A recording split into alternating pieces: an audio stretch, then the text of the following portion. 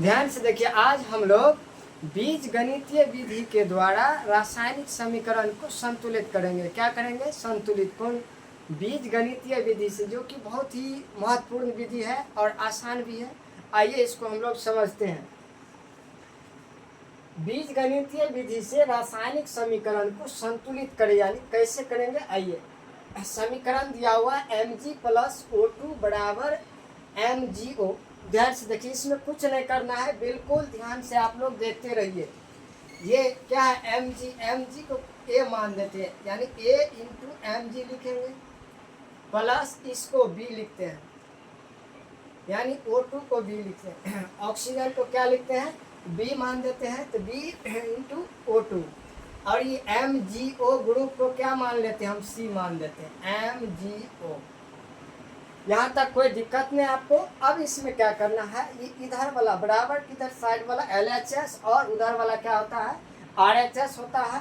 ध्यान से देखिए, तो LHS बराबर RHS मानेंगे। क्या मानेंगे? LHS बराबर RHS कर देंगे। ध्यान से देखिए, अब क्या करना है? ये क्या है? मैग्नीशियम कितना है?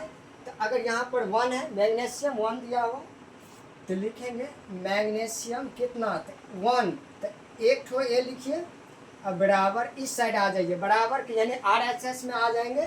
तो इसमें मैग्नीशियम कितना है? एक ठो है, तो एक ठो C लिखेंगे, यानी A बराबर C लिखेंगे। इसको क्या मानते हैं? समीकरण 1 मान देते हैं। ध्यान से देखिए आगे, यहाँ काय ठो ऑक्सीजन है? 2 ठो है, तो ऑक्सीजन लिखिए आप।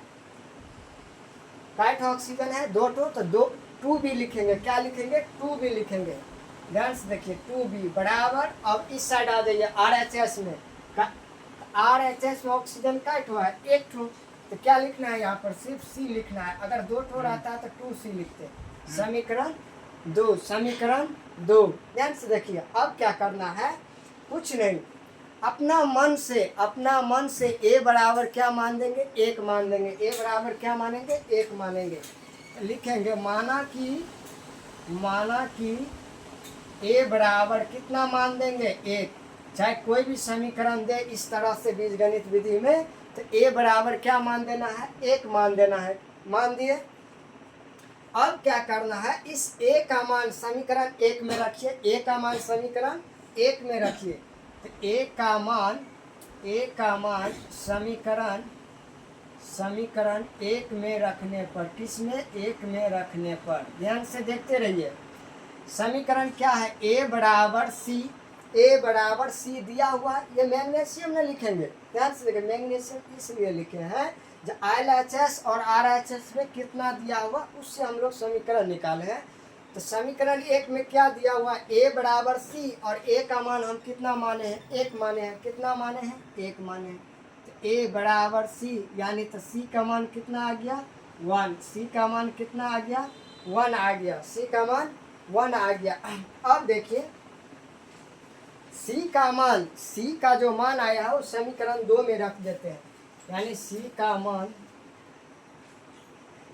समीकरण 2 में रखने पर, ध्यान से देखिए, C का मान समीकरण 2 में, समीकरण क्या दिया हुआ है? तो 2B बराबर C दिया हुआ है। 2B बराबर C, तो 2B, C का मान 1, तो यहाँ से B का मान क्या आ जाएगा? 1/2, यानी B का मान क्या आ गया? 1/2। ध्यान से देखिए, अब कुछ नहीं करना है। A, B और C तीनों का मान पता हो गया, तो A और B और C ये तीनों जगह तीनों का मान पुट कर देंगे। ध्यान से देखिए, A के जगह यानी Mg, A के जगह पे A का मान 1 है, तो 1 Mg, ठीक, प्लस B का मान कितना? 1/2 O2। इसी तरह माने है ना, ठीक, बराबर क्या देंगे? MgO, यहाँ C माने हैं, C का मान कितना आया है? तो 1 आया है। C का मान कितना है? 1। ध्यान से देखिए, अब अगर इसको 1 से गुना कर दीजिए, तो Mg प्लस 1/2 O2 बराबर ये क्या हो जाएगा? MgO।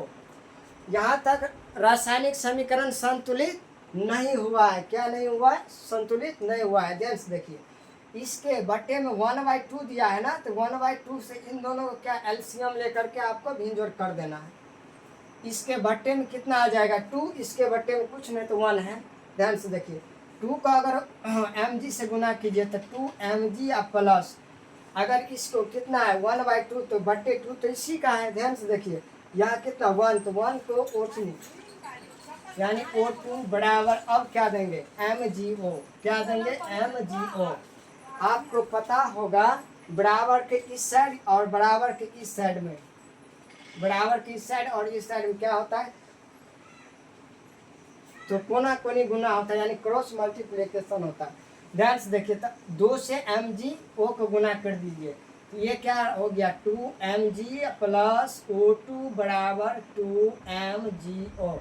अब ये समीकरण संतुलित हो गया। अब मिला लेते हैं, यहाँ पर काय ठो मैग्नीशियम 2 ठो, यहाँ पर काय ठो मैग्नीशियम 2 ठो है, यहाँ पर ऑक्सीजन 1 2, यहाँ पर 2 से इधर गुना कीजिए तो 2, यानी ये समीकरण क्या हो गया हमारा संतुलित हो गया। क्या हो गया हमारा समीकरण संतुलित हो गया।